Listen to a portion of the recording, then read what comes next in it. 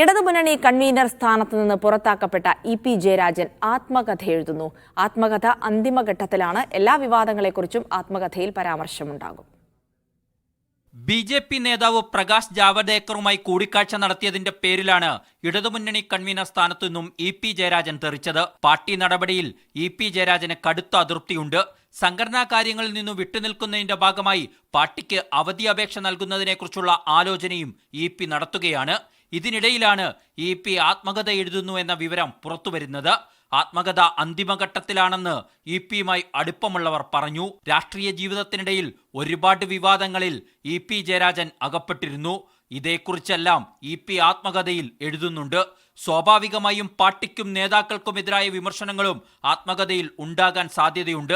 നടപടിയെടുക്കാൻ ചേർന്ന സംസ്ഥാന സെക്രട്ടേറിയറ്റിൽ വൈകാരികമായിരുന്നു ഇ.പിയുടെ പ്രതികരണം. തന്നെ മാറ്റാനാണ് തീരുമാനമെങ്കിൽ രാഷ്ട്രീയ പ്രവർത്തനം അവസാനിപ്പിക്കുമെന്നായിരുന്നു ഇ.പി പറഞ്ഞത്. അത്തരത്തിലുള്ള ആലോചന ഇ.പി നടത്തുന്നുണ്ടോ എന്ന സംശയം പോലും പാർട്ടിക്കുള്ളിലുണ്ട്. മീഡിയ 1 തിരുവനന്തപുരം.